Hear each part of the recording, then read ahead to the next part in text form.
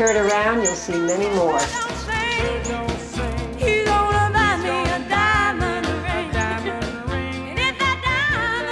The Wild Bird Fund started simply because of one Canada goose that I found on the side of 684. I discovered that New York City was the only city in the United States that did not have a wildlife rehab center. So we have to thank that goose for making it all happen. The Wild Bird Fund. There's literally nothing else like it. It's the only place in New York that has rehabilitation for birds. Hold on, Frankie, I got you. The birds are found on the street or else they surrender to us.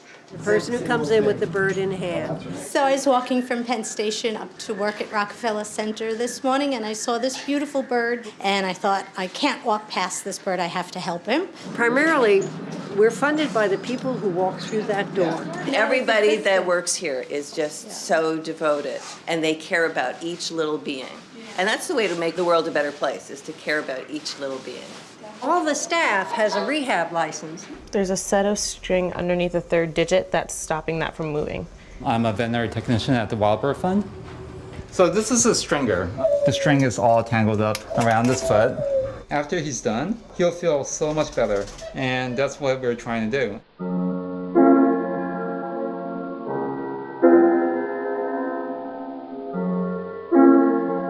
And my main role is to help make the birds better and just, care for them.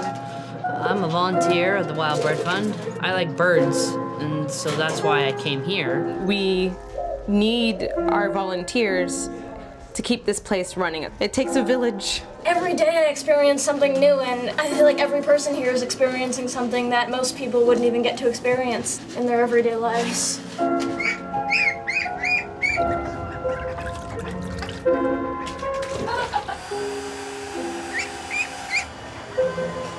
Everyone here is trained. Everyone gets training.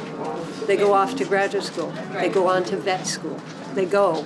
And I'm a volunteer here at the Wild Bird Fund. Right now, I'm feeding Tito puppy chow. Life's so difficult for wildlife. So this is just a little tiny gesture. Sometimes they can be couch potatoes, and they should be out and about and flying. They got to get into good shape. I like making things better.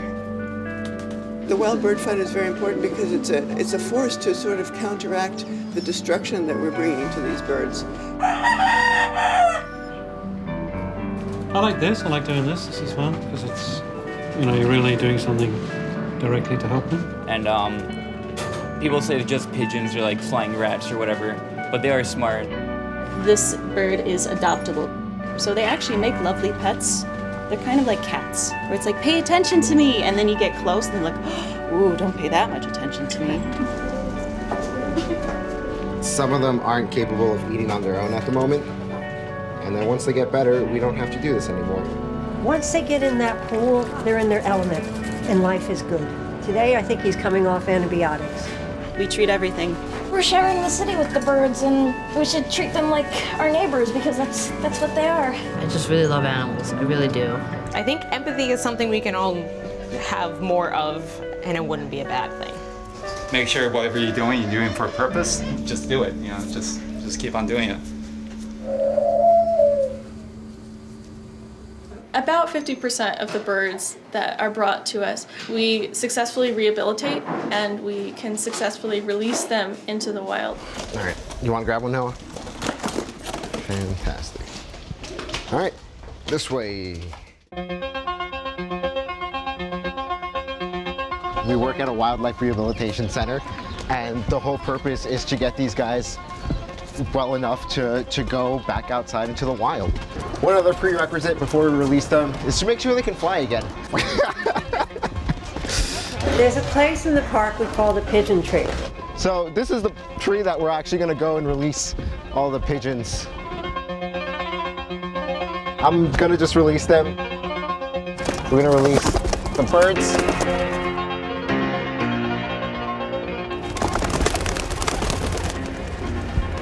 Last one.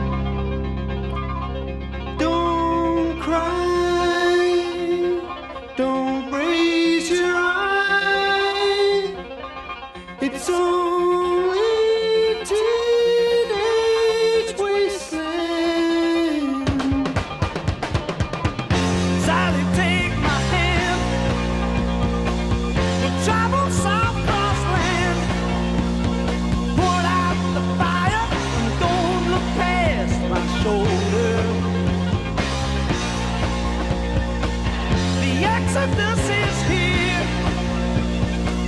The happy ones